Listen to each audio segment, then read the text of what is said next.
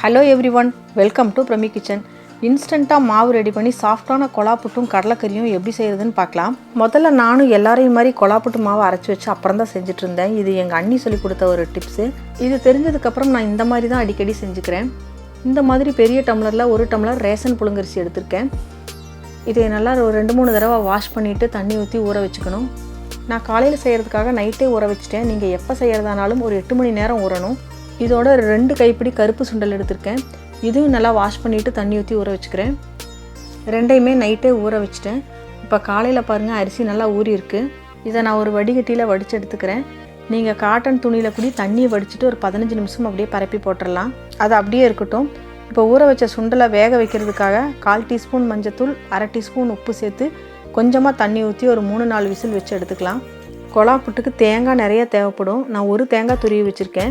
இப்போ நம்ம கடலைக்கறி செய்கிறதுனால அதுக்கு தேவையான தேங்காயை மட்டும் மாற்றி வச்சிடலாம். மிச்சம் இருக்கிற தேங்காய் அப்படியே கொலாப்புட்டுக்கு இருக்கட்டும். இப்போ கடலைக்கறிக்கு தேவையான பொருள் என்னென்னு பார்த்துடலாம். ஒரு பெரிய வெங்காயம் பொடியாக நறுக்கி எடுத்துக்கணும். 2 தக்காளி சின்னதாக கட் பண்ணி எடுத்துக்கணும். ஒரு கைப்பிடி சின்ன வெங்காயம் உளிச்சு வச்சுக்கணும். ஒரு கடாயில் கொஞ்சமாக 1 டீஸ்பூன் எண்ணெய் சேர்த்துட்டு இந்த சின்ன வெங்காயத்தை நல்லா ஃப்ரை பண்ணிக்கணும். சின்ன வெங்காயம் நல்லா ப்ரௌன் கலர் ஆனதும் அதை அரைக்கிறதுக்காக ஒரு ஜாருக்கு மாற்றிடலாம். அதே கடாயில் 2 டீஸ்பூன் எண்ணெய் சேர்த்துட்டு எண்ணெய் சூடானதும் 1 டீஸ்பூன் கடுகு சேர்த்து கடுகு நல்லா வெடித்ததும் நம்ம கட் பண்ணி வச்சுருந்த பெரிய வெங்காயத்தை இதோட சேர்த்துக்கணும். இந்த கடலைக்கறி அதிகமான மசாலாஸ் எல்லாம் இல்லாமல் மைல்டாக நல்லாயிருக்கும். இதோட கொஞ்சமாக கருவேப்பிலையை கிள்ளி சேர்த்துக்கலாம். வெங்காயம் நல்லா ப்ரௌன் கலர் ஆனதும் கட் பண்ணி வச்சுருந்த தக்காளியும் சேர்த்து நல்லா வதக்கிக்கணும். தக்காளி நல்லா வதங்குறதுக்காக ஒரு மூடி போட்டு 2 நிமிஷம் அப்படியே மூடி வச்சிடலாம். தக்காளி நல்லா வதங்கிருச்சு. நம்ம ஏற்கனவே வதக்கி வச்சுருக்கோம் இல்லைங்களா சின்ன வெங்காயம், அதை அரைச்சி இதோட சேர்த்துக்கணும். இதில் மசாலாக்குன்னு எக்ஸ்ட்ரா பொருள் எதுவுமே சேர்க்க போகிறதில்ல. 1 டீஸ்பூன் மல்லித்தூள், 1/2 டீஸ்பூன் மிளகாய்த்தூள், 1/4 டீஸ்பூன் மஞ்சள் தூள் சேர்த்து நல்லா கலந்து விட்டுக்கணும். வேக வச்சு சுண்டைக்கடலை இதோட சேர்த்துக்கணும். அதுக்கு முன்னால் இந்த குழம்பு திக்காக வர்றதுக்காக 1 கரண்டி சுண்டலை மட்டும் எடுத்து மிக்ஸி ஜாரில் போட்டு சும்மா பல்ஸ் மோடில் ஒரே ஒரு சுற்று விட்டுக்கணும். வேக வச்ச கடலையை இதோட சேர்த்து நல்லா கலந்து விட்டுக்கலாம். அதுக்குள்ளே நம்ம ஜாரில் எடுத்து வச்சுருந்த சுண்டலை ஒரு 1 நிமிஷம் அப்படியே அரைச்சி எடுத்துகிட்டு வந்துடலாம். இப்படி மசிஞ்சிரும். இந்த மாதிரி செய்யும்போது குழம்பு கொஞ்சம் திக்காக இருக்கும். கடைசியாக நம்ம எடுத்து வச்ச தேங்காவை நல்லா நைஸாக அரைச்சி எடுத்துகிட்டு வந்துடலாம். குழம்பு நல்லா கொதிச்சுட்ருக்கு. இப்போ இதோட அரைச்சி வச்ச தேங்காயும் சேர்த்து நல்லா மிக்ஸ் பண்ணி விட்டுக்கணும். ஏற்கனவே சுண்டலில் உப்பு சேர்த்துருக்கோம். இந்த சமயம் உப்பு சரி பார்த்து தேவைப்பட்டால் கொஞ்சம் சேர்த்துக்கணும்.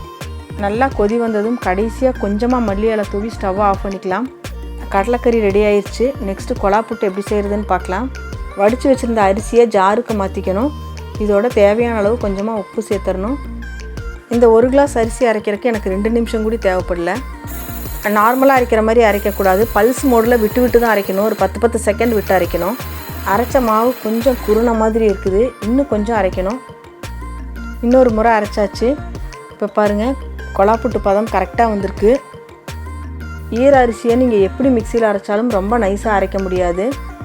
ஸோ கரெக்டான பதம் வந்துடும். இப்போ பாத்திரத்துக்கு மாற்றிடலாம்.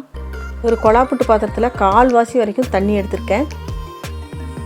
இந்த தட்டில் முதல்ல கொஞ்சம் தேங்காய் போட்டுக்கணும். நான் 3 பீஸாக வரணும் அப்படிங்கிறதுக்காக இடையில தேங்காய் சேர்க்குறேன். இந்த மாதிரி கொலாப்புட்டு பாத்திரம் இல்லைனாலும் இப்போ குக்கரில் வைக்கிற மாதிரி சின்னதாக விற்கிது. அந்த பாத்திரத்தில் சின்னதாக ஒரு ஹோல் இருக்கும். குக்கரில் வெயிட் போடுறதுக்கு பதிலாக அந்த பாத்திரத்தை அதில் வச்சிடணும். ஒரு 2 நிமிஷத்தில் கொலாப்புட்டு ரெடி ஆயிரும். இப்போ இது ஃபுல்லாக ஃபில் பண்ணியாச்சு. இப்போ வேக வச்சு எடுத்துக்கலாம். ஆவியில் வேக வச்சு சாப்பிட்ற எந்த பக்ஷணமும் நம்ம வயிற்றுக்கு எந்த தொந்தரவும் பண்ணாது. மேலே மூடியில் இருக்கிற ஹோல் வழியாக இப்படி ஆவி வந்துருச்சுன்னா புட்டு வெந்துருச்சுன்னு அர்த்தம். எடுத்துடலாம். நான் இதுக்குன்னு ஒரு குச்சி வச்சுருக்கேன். நீங்கள் பருப்பாமத்து ஏதாவது இருந்துச்சுன்னா அதில் கூட தள்ளலாம். குழந்தைகளுக்கு ஈவினிங் செஞ்சு கொடுக்கணும்னு நினச்சா காலையில் கூட அரிசி ஊற வச்சா போதும். நம்மளோட சாஃப்டான கொலாப்புட்டு ரெடி ஆயிடுச்சு. கடலைக்கறியோட சர்வ் பண்ணிக்கலாம். இந்த ஈஸியான கொலாப்புட்டு செய்கிற மெத்தடை நீங்களும் உங்கள் வீட்டில் ட்ரை பண்ணிவிட்டு உங்களோட கமெண்ட்டை ஷேர் பண்ணுங்கள். சுவைப்போம், மகிழ்வோம். மீண்டும் ஒரு புது சுவையுடன் சந்திப்போம்.